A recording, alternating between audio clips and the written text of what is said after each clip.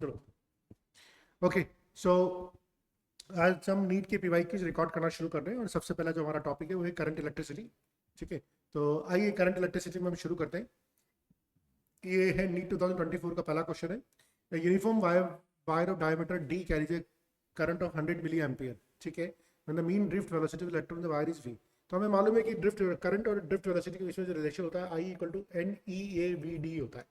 ठीक है, तो अगर डायमीटर डी है, डायमीटर डी है, तो हमें मालूम है कि एरिया डायमीटर में रिलेशन क्या होता है, पाई डी स्क्वायर बाई 4 है ना, पाई आर स्क्वायर होता है और आर को हम लिख सकते हैं डायमीटर बाई 2।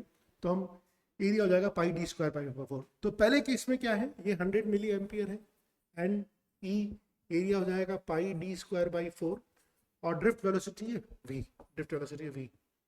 अब दूसरी किस्म क्या दे रखा है आपको, वायर दे रखा है डी बाई 2। अगर वायर डी बाई 2 हो गया तो एरिया हो जाएगा पाई डी स्क्वायर बाई 16, क्योंकि अगर डायमीटर डी बाई 2 है तो रेडियस क्या हो जाएगी डी बाई 4 और उसका स्क्वायर हो जाएगा पाई डी स्क्वायर बाई 16।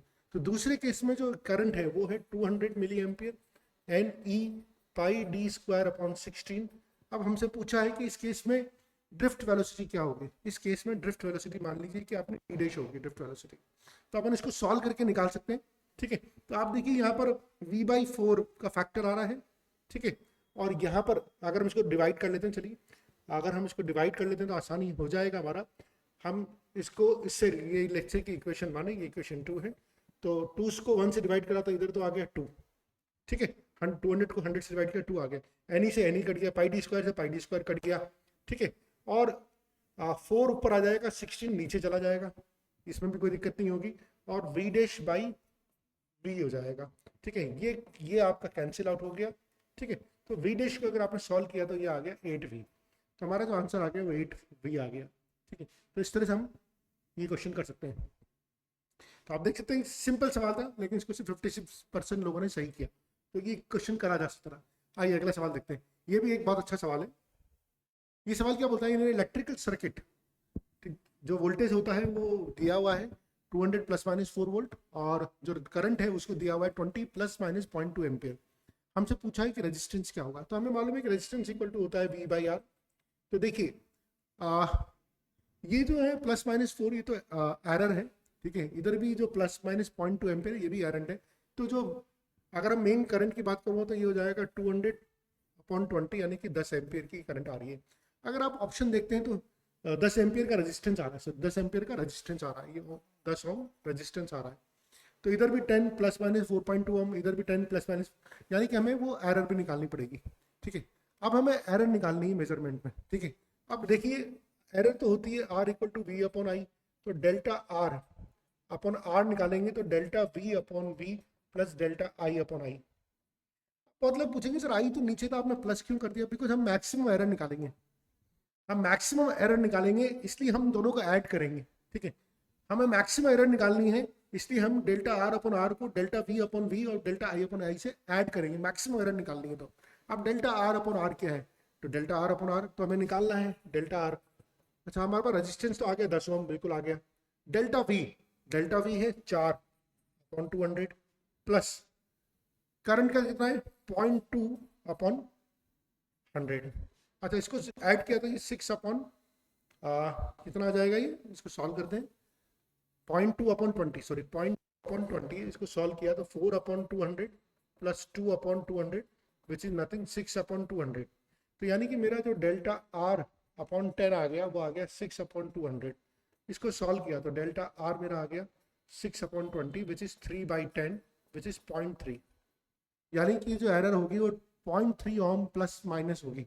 सो मैं बहुत आराम से टिक कर सकता हूँ 10 प्लस माइनस 0.3 ओम। और लेट्स सी द आंसर। अच्छा सवाल है, सिर्फ 41% बच्चों ने सवाल को सही किया। मुझे लगता है ये सवाल हो जाना चाहिए था एक बार में। आइए नेक्स्ट सवाल देखते हैं। नेक्स्ट सवाल है, एक यूनिफॉर्म मेटल वायर है जिसकी लेंथ का एक मेटल वायर है, उसका 10 ओम रेजिस्टेंस है। एक वायर है, इसका जो रेजिस्टेंस है 10 ओम है।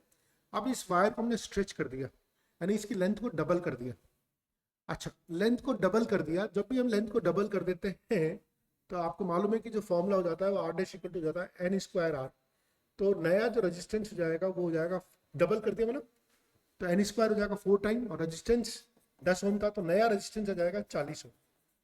अब क्या किया इसका, उसके बाद हमने सर्किल बना दिया। Okay, equivalent resistance across any arbitrary diameter of circle, तो हमने इस वायर का सर्किल बना दिया। अब कोई भी अपन 2 पॉइंट ले लिए, इसका अक्रॉस ये डायमीटर है ए और बी, हमें पूछा है इस इन दोनों के अक्रॉस रेजिस्टेंस क्या होगा। तो देखिए ये वाला पार्ट और ये वाला पार्ट अब दोनों पैरेलल में आ जाएंगे, ठीक है। तो इसका भी रेजिस्टेंस 20 ओम होगा, इसका भी रेजिस्टेंस 20 ओम होगा। पूरे वायर का रेजिस्टेंस 40 ओम है, तो आधे सर्किल का रेजिस्टेंस 20 ओम, आधे सर्किल का रेजिस्टेंस 20 ओम, और 20 ओम के दो वायर्स को अगर हम पैरेलल में जोड़ेंगे तो हमारा आंसर आ जाएगा 10 ओम पैरेलल में। तो ये भी बहुत अच्छा सवाल है, ठीक है। और लेट्स सी द आंसर 40% बच्चों में। तो आप देख सकते हैं ऐसे सवाल हैं जो बहुत ज़्यादा बच्चों ने सही नहीं किए, ठीक है। ओके, ये एक असर्शन रीजनिंग का सवाल है, इसको भी देख लेते हैं। सो असर्शन है houses made of concrete roofs overlaid with foam keeps the room hotter during the summer. ये असर्शन दिया हुआ है, reason the layer of foam insulation prohibits heat transfer as it contains air pockets. तो देखिए reason तो बिल्कुल सही है, लेकिन असर्शन गलत हो गया। असर्शन क्या बोल रहा है कि वो जो हम फोम लगाते हैं उसकी वजह से रूम समर में हॉट होता नहीं, उसकी वजह से रूम समर्स में भी कोल्ड रहते हैं, ठीक है। तो ये जो असर्शन है ये आपका गलत है, तो हम इसको बोल सकते हैं assertion is false but reason is true, ठीक। तो ये एक असर्शन रीजनिंग का अच्छा सवाल था। आइए, ओके, अब ये सवाल हमारा आ गया है, ठीक है। और चलिए इसको पढ़ते हैं। तो आपको दिख रहा है कि एक ये मीटर ब्रिज का सवाल है, ठीक है। और मीटर ब्रिज के सवाल में आप देख सकते हैं given circuit shows uniform wire straight wire of 40 centimetre, ठीक है। तो हमारे पास इस वायर की जो लेंथ है ये है 40 सेंटीमीटर की लेंथ की वायर है, और फिक्स एट बोथ हैंड्स, इसको हमने फिक्स कर दिया। In order to get a zero reading of the galvanometer, अगर हमें जीरो रीडिंग चाहिए the free end of G has to be placed from the, अच्छा इसने हमसे जो डिस्टेंस पूछी है वो पूछी है डिस्टेंस ये वाली डिस्टेंस। कौन सी वाली डिस्टेंस पूछी है, यहाँ से लेके यहाँ वाली डिस्टेंस पूछी है हमसे। जनरली हम यहाँ से यहाँ वाली डिस्टेंस निकाल लेते हैं, ठीक है। तो आप देख सकते हैं, अगर इस डायग्राम को दोबारा बनाता हूँ, तो ये 8 ओम, ये 12 ओम, और ये गैल्वेनोमीटर का डिफ्लेक्शन, ये 8 ओम और ये 12 ओम, ठीक है। अब देखिए पूरी ये पूरी डिस्टेंस ये है, तो हमें मालूम है कि इनका जो रेशियो है वो 2:3 है, तो यानी कि डिस्टेंस का भी रेशियो जो हो जाएगा, नल पॉइंट के डिफ्लेक्शन का रेशियो भी जो हो जाएगा वो 2:3 हो जाएगा, ठीक है। अब हमसे जो डिस्टेंस पूछी पर इस एंड से पूछी है, ये बहुत ध्यान देने वाली बात है, इस एंड से हमें डिस्टेंस पूछी है, तो हमें ये डिस्टेंस निकालनी है। तो देखिए ये रेशियो 3 है, ये 2 है, तो ये टोटल जो हो जाएगा 3/5 × 40 हो जाएगा, और इसको सॉल्व करेंगे तो 24 सेंटीमीटर आ जाएगा। 3/5 यानी टोटल जो 40 सेंटीमीटर है उसको 3:2 के रेशियो में डिवाइड करना है, ठीक है। तो ये वाली जो डिस्टेंस है 3, टोटल डिस्टेंस का रेशियो हो जाएगा 5 × 40, तो इस तरह से हम 24 सेंटीमीटर निकाल लेंगे। Let's see the answer, 24 centimetre, yes. Okay, 48% बच्चों ने इसको सवाल को सही किया। आइए आगे बढ़ते हैं। Terminal voltage of the battery निकालना है, उसका ईएमएफ 10 वोल्ट है, इंटरनल रेजिस्टेंस 1 ओम है, when connected through an external resistance of 4 ohm as shown in the figure. तो देखिए जब इस तरह के सवाल होते हैं सबसे पहले तो आप करंट निकाल लीजिए। करंट होती है EMF upon R plus R, तो ईएमएफ कितना है 10 वोल्ट, और रेजिस्टेंस इंटरनल रेजिस्टेंस कितना है 1 ओम, लोड रेजिस्टेंस 4 ओम है, तो 2 एम्पीयर की करंट आ गई। और टर्मिनल वोल्टेज होता है V = E - IR, तो टर्मिनल वोल्टेज था 10 वोल्ट, करंट थी 2 एम्पीयर की, इंटरनल रेजिस्टेंस है 1 ओम, तो दिस इज 10 - 2 8 वोल्ट। ये भी एक बहुत अच्छा सवाल है, मेरे ख्याल से इसको तो काफी सारे 70% बच्चों ने सही किया, तो ये तो गलत होने की संभावना नहीं है, ठीक है। आइए नेक्स्ट देखते हैं। 7 नंबर का सवाल है, ये भी नीट 2024 का सवाल है। एक वायर है जिसकी लेंथ है L और उसका रेजिस्टेंस है 1000 ओम, तो एक वायर है इसकी लंबाई है L और इसका जो रेजिस्टेंस है वो है 1000 ohm. It is divided into 10 equal parts, 10 equal part में डिवाइड कर दिया, यानी कि छोटे छोटे पार्ट में डिवाइड कर दिया, ऐसे छोटे छोटे पार्ट में डिवाइड कर दिया, ठीक है। हर पार्ट का जो रेजिस्टेंस हो जाएगा वो हो जाएगा 100 ओम। 10 इक्वल पार्ट में डिवाइड करते हैं, हर पार्ट का रेजिस्टेंस हो जाएगा 100 ओम। अब क्या करा, the first 5 parts are connected in series, तो देखिए दो पहले 5 पार्ट जो हैं उनको सीरीज में कनेक्ट किया, ये सीरीज में, तो लेट्स से ये भी आर, इसका भी आर, इसका भी आर, इसका भी आर, इसका भी आर, इनको सीरीज में किया। Next 5 parts are connected in parallel, next 5 parts are connected in parallel, ये इनको पैरेलल में कनेक्ट किया, ठीक है, इनको पैरेलल में कनेक्ट किया। और इन दोनों पार्ट्स को the combination are again connected in series, इन कॉम्बिनेशन को सीरीज में कनेक्ट कर दिया। हम हमसे पूछा इक्विवेलेंट रेजिस्टेंस कितना होगा। देखिए हमें मालूम है हर पार्ट का रेजिस्टेंस 100 ओम है, हर पार्ट का रेजिस्टेंस 10 इक्वल पार्ट्स है। अच्छा ये सॉरी 100 ओम का था, अच्छा 100 ओम का था, तो इसका मतलब हो गया रेजिस्टेंस हो जाएगा 10 ओम। ठीक है, जो जो इनिशियल जो वायर था उसका रेजिस्टेंस था 100 ओम्स, और 10 इक्वल पार्ट में डिवाइड करें, हर पार्ट का रेजिस्टेंस हो गया 10 ओम। अब 5 पार्ट को सीरीज में कनेक्ट किया, 5 पार्ट को सीरीज में कनेक्ट किया तो ये तो हो गए 50 ओम्स के। ठीक है, और यहाँ पर हर पार्ट 10 ओम का है, इनको पैरेलल में कनेक्ट किया तो पैरेलल में हमें मालूम है डिवाइड हो जाता है, यानी कि 10/5, यानी कि हो जाएगा 50 ओम प्लस 2 ओम, और दोनों सीरीज में है, दोनों कॉम्बिनेशन सीरीज में, तो आंसर हो जाएगा 52 ओम। ठीक है, अच्छा सवाल है, मेरे ख्याल से काफ़ी सारे बच्चे इसको सही कर सकते हैं, इसमें ज़्यादा ऐसी इशू नहीं होंगे। ठीक है, आइए अगला सवाल देखते हैं। Choose the correct circuit which can achieve the bridge balance. अच्छा आइए देखिए, अब हम देखें कि कौन सा ऐसा सर्किट होगा जो सही ब्रिज बैलेंस अचीव करेगा। देखिए हमें ये सारा का सारा व्हीटस्टोन ब्रिज दिख रहा है। ठीक है, अब आप देखिए जैसे इस सवाल में देखते हैं अपन, ये हो जाएगा 10/15 और ये हो जाएगा 10/5। ठीक है, अब 10/15 अगर मैं इसके लिए हमें मालूम है व्हीटस्टोन ब्रिज की बैलेंस कंडीशन क्या होती है। ठीक है, तो व्हीटस्टोन ब्रिज की जो बैलेंस कंडीशन होती है एक बार बना लेते हैं, ये R1, ये R2, ये R3 और ये R4। तो बैलेंस कंडीशन होती है R1/R2 इक्वल टू R3/R4। ठीक है, ये वाली बैलेंस कंडीशन होती है। तो क्या पहली कंडीशन मीट आउट कर रही है? देखिए पहली कंडीशन में क्या हो जाएगा, पहली कंडीशन हो जाएगा 10/15, ठीक है, प्लस 10/15 प्लस हो जाएगा 10/5 प्लस R। ठीक है, अब चूंकि ये 5/R है, अगर आप इसको ध्यान से देखेंगे तो ये जो डायोड है, ये डायोड है, ये एक तरह से रिवर्स बायस में लगा हुआ है, तो करंट ही फ्लो होने देगा, तो ये ए ऑप्शन इसका बिल्कुल भी वैलिड नहीं है। ठीक है, आइए डी ऑप्शन देखते हैं इसका। तो डी ऑप्शन में देखिए आप 10/15 है, 10/15 है बिल्कुल, और इधर क्या हो जाएगा 10/5 प्लस RD है। ठीक है, और यहाँ पर ये फॉरवर्ड डायरेक्शन में है, तो करंट को फ्लो होने देगा, तो this is the best option. तो हम फोर्थ ऑप्शन को इसमें टिक कर सकते हैं। ये एक अच्छे लेवल का क्वेश्चन है, 37% बच्चों ने इसको सही किया था बस। नेक्स्ट देखते हैं क्वेश्चन नंबर 9। तो on the basis of electrical conductivity which one of the following has the smallest resistivity, किसकी सबसे कम रेजिस्टिविटी होती है? सबसे कम रेजिस्टिविटी किसकी होती है? देखिए सबसे कम रेजिस्टिविटी किसकी होती है? जिसकी सबसे ज्यादा कंडक्टिविटी होती है, तो सिल्वर की सबसे कम रेजिस्टिविटी होती है। हम इसको क्लिक कर सकते हैं आराम से। Next, a certain wire has resistance of 81 ohms. The resistance of another wire V of same material equal length but of diameter twice the diameter of A will be. Okay, तो देखिए R equal to होता है रो L upon A, है ना, तो इस wire का resistance है 81 ohms, rho L upon A का। अब जो दूसरा वायर है उसका सेम मटेरियल, तो rho same, length same, length same. ठीक है, एरिया कितना है? Thrice the diameter, thrice the diameter, यानी कि इस वाले का जो एरिया था वो था πd²/4, और इस वाले का जो एरिया हो जाएगा, मान लीजिए A1 था और ये A2 हो गया, इसका जो डायमीटर हो जाएगा वो थ्राइस है, यानी कि ये हो जाएगा 9d²/4। वो D था, ये 3D है, मतलब थ्राइस द डायमीटर। तो अगर इसका डायमीटर D था, डायमीटर D था, मान लीजिए इसका डायमीटर D था, इनिशियल वाले का डायमीटर D था, तो रेडियस होगी R। अगर डायमीटर D था तो रेडियस हो जाएगी D/2, और एरिया हो जाएगा D²/4। अब इस वाले में डायमीटर हो जाएगा 3D, तो रेडियस हो जाएगी 3D/2, तो एरिया हो जाएगा 9d²/4। ठीक है, तो एरिया हो जाएगा 9d²/4, तो ये हो जाएगा 9d²/4।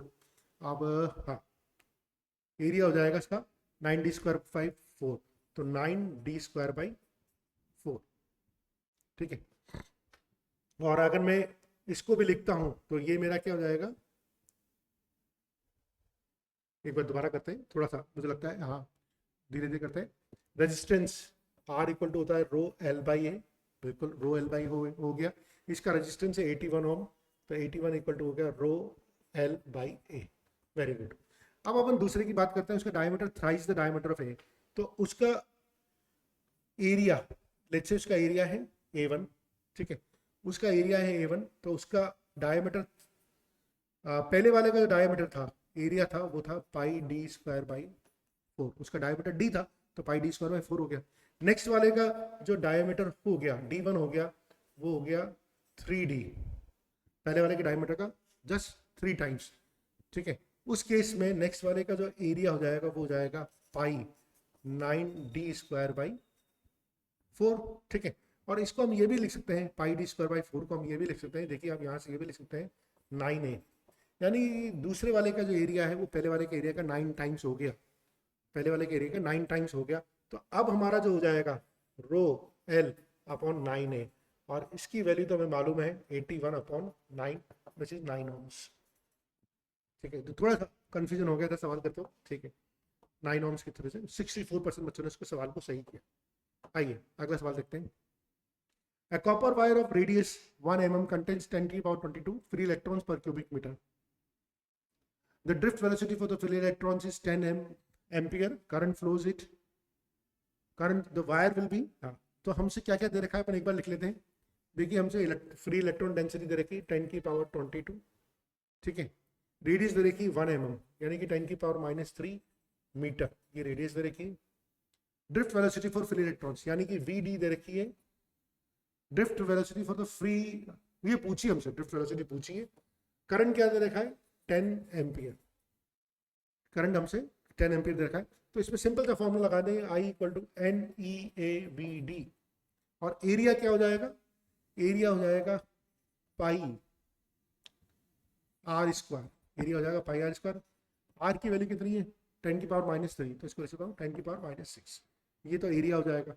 वैल्यू रख दो, ये 10, इलेक्ट्रॉन डेंसिटी हो जाएगी 10 की पावर 22, इलेक्ट्रॉन का चार्ज हो जाएगा 1.6 × 10 की पावर -19, एरिया हो जाएगा पाई × 10 की पावर -6, और VD निकालना है तो ये निकल जाएगा, ठीक है।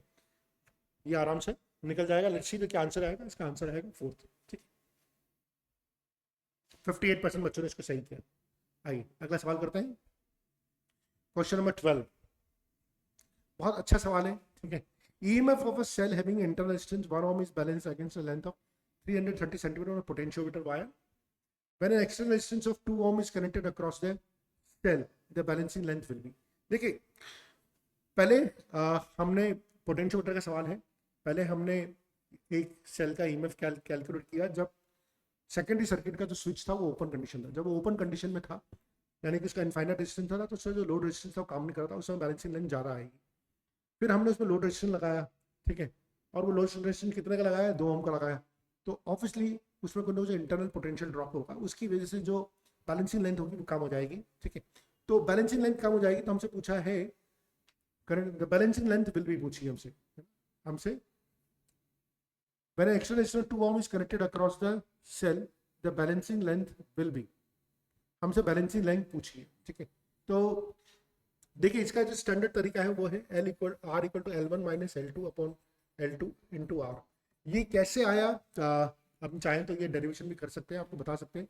इंटरनल रेजिस्टेंस निकालना है, जब हमने एक्सटर्नल रेजिस्टेंस पिक्चर में नहीं था तब लेंथ L1 थी, जब एक्सटर्नल रेजिस्टेंस पिक्चर में आ गया तो लेंथ L2 आ गई और लोड रेजिस्टेंस R आ गया, ठीक है। अब हमें क्या क्या दे रखा है, R दे रखा है 1 ओम, R दे रखा है 1 ओम, L1 दे रखा है क्या, हाँ L1 दे रखा है 330 सेंटीमीटर, L1 दे रखा है 330 सेंटीमीटर।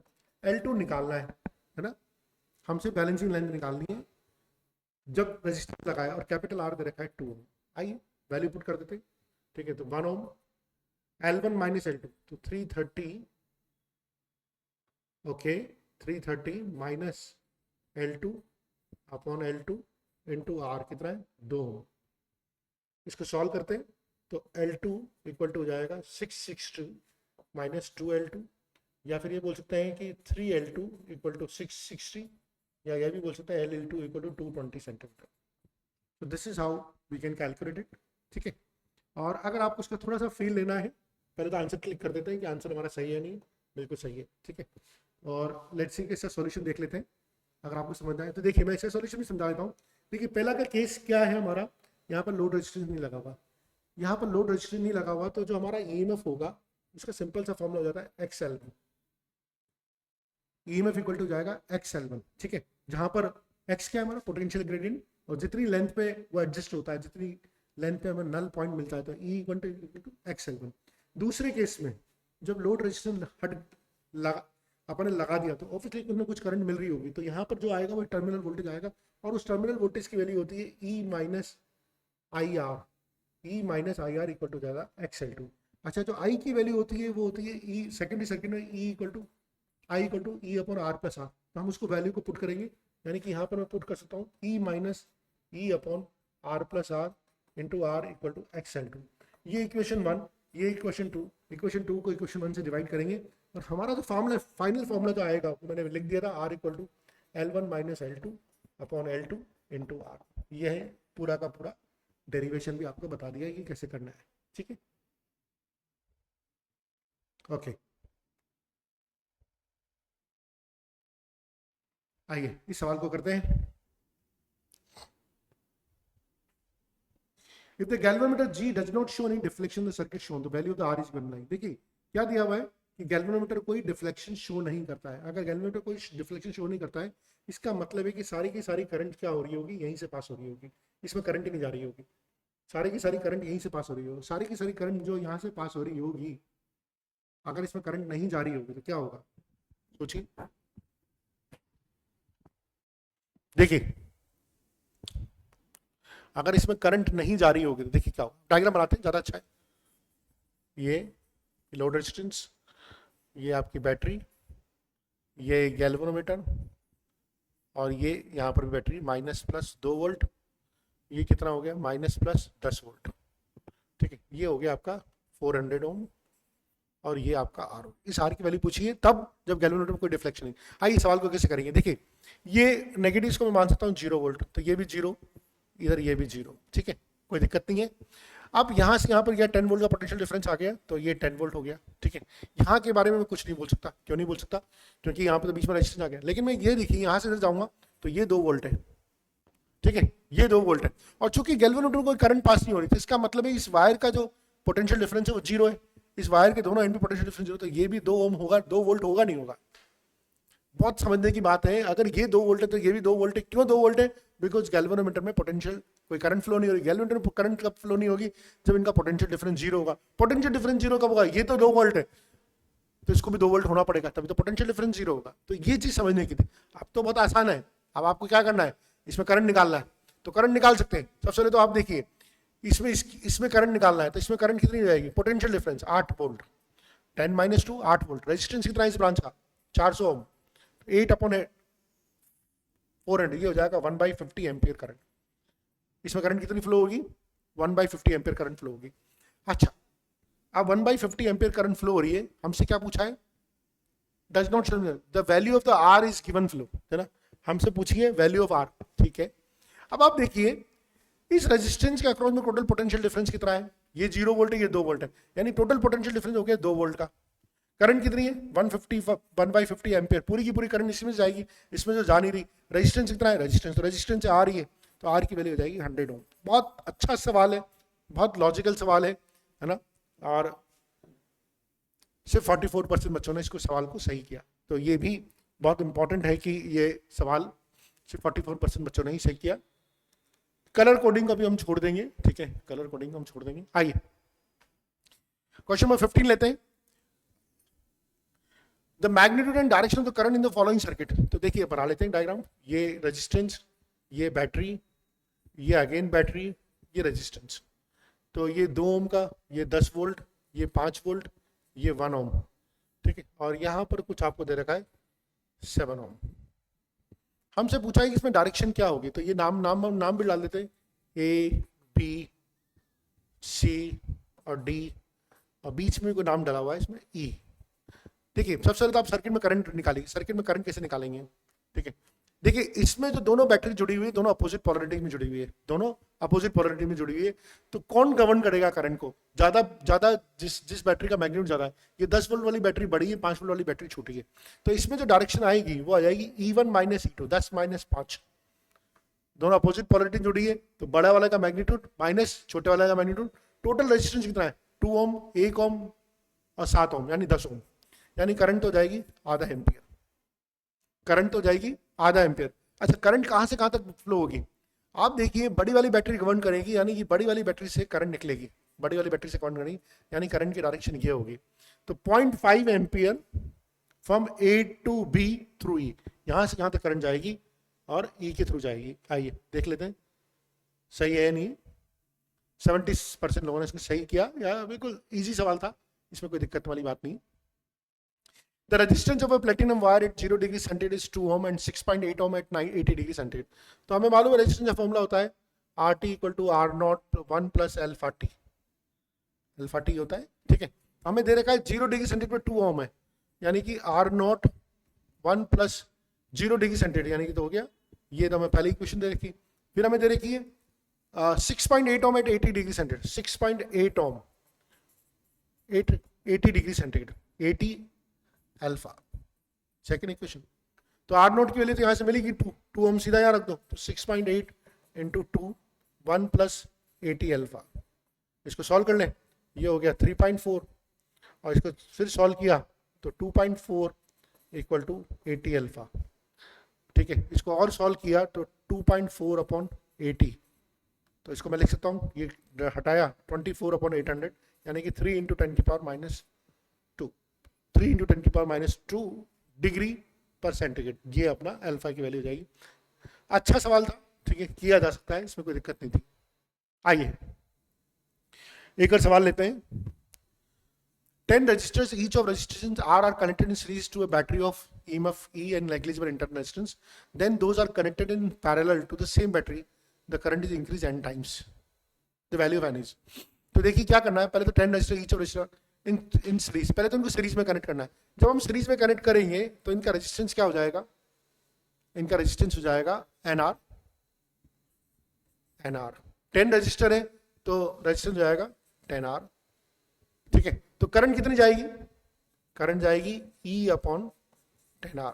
क्या ये समझ में आया आपको? पहला वाला I1 बोल लेते हैं इसको, लेट्स I डैश की जगह अपन बोल लेते हैं I1। तो जब सीरीज में कनेक्ट हो रहे तो करंट जा रही है E अपॉन 10R, ठीक है। अब क्या किया, then those are connected in then those are connected in parallel, ठीक है, to the same battery. The current is increased by n time. पहले तो हमने सीरीज में कनेक्ट किया था, अब अपन क्या कर रहे हैं, ये तो सीरीज वाला केस हो गया, अब अपन इनको पैरेलल में कनेक्ट कर रहे हैं। जैसे ही पैरेलल में कनेक्ट करेंगे तो अब R डबल डैश मान लीजिए वो जाएगा R बाई एन। तो अब जो करंट, अब जो रजिस्टेंस जाएगा वो जाएगा R बाई 10। अब जो करंट आएगी, लेट्स से कि वो I2 आ जाएगी E अपॉन R बाई 10, तो वो करंट आ जाएगी 10 E बाई R। तो पहले करंट आ रही थी E बाई 10R, अब करंट आ रही है 10 E बाई R। किस फैक्टर से बढ़ गई? 100 टाइम बढ़ गई करंट, खत्म। इसको इससे डिवाइड करके देखो कितना टाइम बढ़ गई, 100 टाइम करंट बढ़ गई।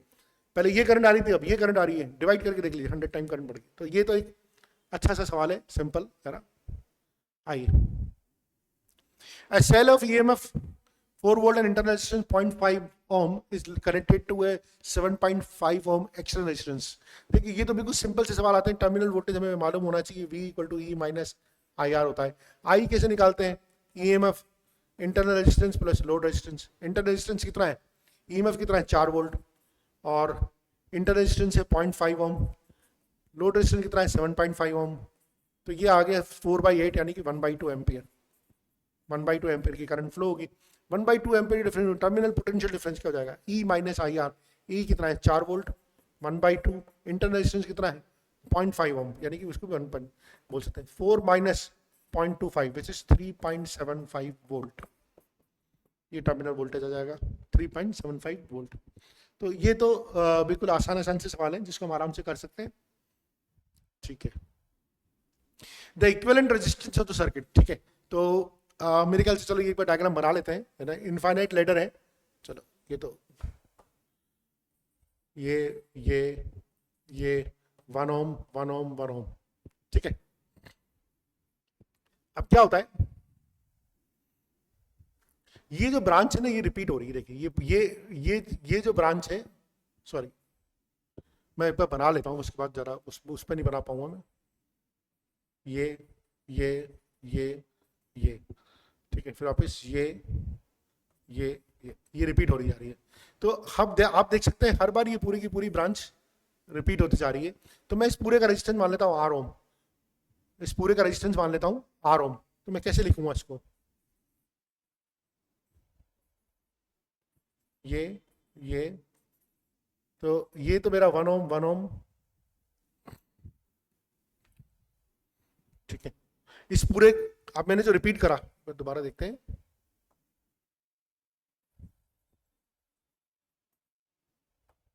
देखो क्या हो गया,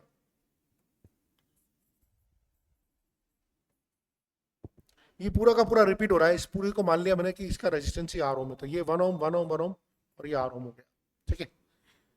देखिए इनफाइनाइट लेटर से एक लेटर हटा भी दी तो उसका रेजिस्टेंस पे कोई फर्क नहीं पड़ेगा, तो अभी भी सर्किट का जो रेजिस्टेंस है वो है आर ओम।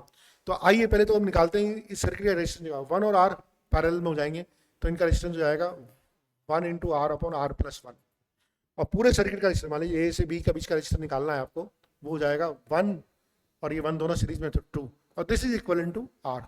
सो हमें क्या मिला, हमें मिला R upon R plus 1 plus 2 equal to R, ठीक है। आइए इसको सॉल्व करते हैं, इसको सॉल्व करेंगे तो ये हो जाएगा R 2r plus 2 plus R square plus R, इसको और सॉल्व किया तो हमें मिल जाएगा आर स्क्वायर, ठीक है, आर स्क्वायर माइनस, अच्छा minus 2r minus R square minus 2r, ये आर को ये आर कट जाएगा तो minus 2r minus 2 equal to 0, तो हमें मिल जाएगा equation R square minus 2r minus 2 equal to 0। और अगर इसको हम सॉल्व करेंगे, अगर इसको सॉल्व करेंगे तो हमें आर की जो वैल्यू मिलेगी 1 प्लस रूट 3 ओम मिल जाएगी। So this is how we are going to solve. Infinite ladder का बड़ा स्टैंडर्ड सवाल है, आपको प्रैक्टिस होनी चाहिए, लेटर आइडेंटिफाई करना आना चाहिए, और आप इस तरह के सवालों को आराम से कर सकते हैं। The reciprocal of the resistance, reciprocal of the resistance is conductance, ये बिल्कुल थ्योरेटिकल सवाल है, ये बिल्कुल पता होना चाहिए आपको, ठीक है। As the temperature increases, resistance का क्या होता है, ठीक है। तो हमें मालूम है कंडक्टर्स के लिए टेम्परेचर के साथ साथ इंक्रीज होता है और सेमीकंडक्टर के लिए डिक्रीज होता है, तो ये तो थ्योरेटिकल क्वेश्चन है, इसमें आपको पता ही होना चाहिए, ठीक है। आइए 23 क्वेश्चन देखते हैं। 23 क्वेश्चन, टू रजिस्टर्स और resistance 100 ohm and 200 ohm connected in parallel in electric circuit, the ratio of thermal energy developed in 100 ohm to that in the 200 ohm in a given time, okay. तो आइए, दो registers है, ठीक है, इसका resistance है 100 ओम और इसका रेजिस्टेंस है 200 ओम, दोनों पैरेलल में कनेक्टेड हैं इलेक्ट्रिक सर्किट में। The ratio of the thermal energy developed in 100 ओम, हमसे थर्मल एनर्जी डेवलप करी पूछा है हमसे, तो ये हमारी कुछ सर्किट बना हुआ है।